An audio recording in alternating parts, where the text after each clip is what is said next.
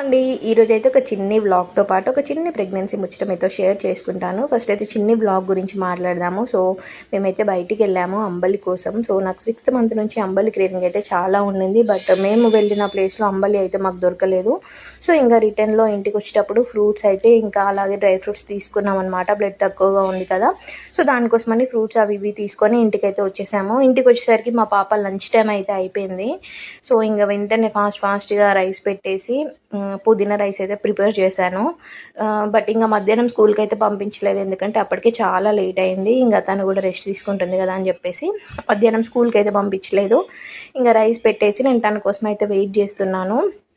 So ఇక తను రావడం కొన్ని ముచ్చట్లు షేర్ చేసుకుంది. స్కూల్కి వెళ్ళను అని, వెళ్తా అని, మీరు ఎక్కడికి వెళ్ళారు, నన్ను ఎందుకు తీసుకెళ్ళలేదు, ఇవన్నీ అడిగిందనమాట. సో అది చిన్న చిన్న క్లిప్స్ అయితే యాడ్ చేశాను చూడండి. సో 6th మంత్ నుంచి నాకు అంబలి తాగాలని చాలా కోరిక ఉండిందని చెప్పాను కదా. సో అంబలి అంటే మీకు తెలుసా, జొన్నలతో చేస్తారు, జొన్న జావా అంటారు. మా సైడ్ అయితే మేము అంబలి అంటాం ఎక్కువ. ఎండాకాలం అయితే చేసుకుంటాము. సో నాకైతే అదైతే చాలా తాగాలనిపిస్తుంది. మా అమ్మమ్మ అయితే సూపర్గా చేస్తుంది. బట్ ఇప్పుడైతే ఇంకా ఎండలు చాలా కొడుతున్నాయి. మా అమ్మమ్మ రాలేని పరిస్థితి, నేను వెళ్ళలేని పరిస్థితి. సో ఇంకా అది అలానే ఉండింది. ఇంకా షాప్కి వెళ్ళి తీసుకుందామని చెప్పేసి, షాప్ అంటే బయట అమ్ముతారు కదా, అక్కడికి వెళ్ళి చూసాము. బట్ అక్కడైతే లేదు. సో ఇంకా నార్మల్గా ఇంటికైతే వచ్చేసాము. చూద్దాము ఎట్లా దొరుకుతుందో ఏమో నాకు అంబలి అయితే.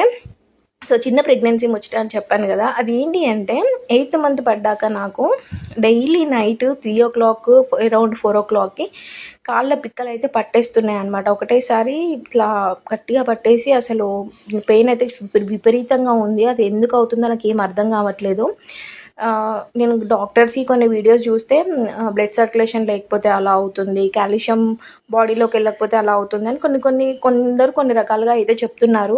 చూస్తాను, మళ్ళీ ఒక 1 week అలా చూస్తాను. ఒకవేళ అలానే ఉంటేనైతే నేను హాస్పిటల్ వెళ్ళి నేను ఆ డాక్టర్ని అయితే అడుగుతాను. సో ఇదనమాట చిన్ని ప్రెగ్నెన్సీ ముచ్చట. అప్పుడు ఒకసారి 6th మంత్లో అయింది. ప్రెగ్నెన్సీలో నార్మల్గా క్రేవింగ్స్ ఉన్నాయి. సో ఇదైతే నేను మా హస్బెండ్తో రెసిపీ ప్రిపేర్ చేయించుకొని తినేసాను. ఏంటి అనేది నెక్స్ట్ వీడియోలో షేర్ చేసుకుంటాను. Bye bye.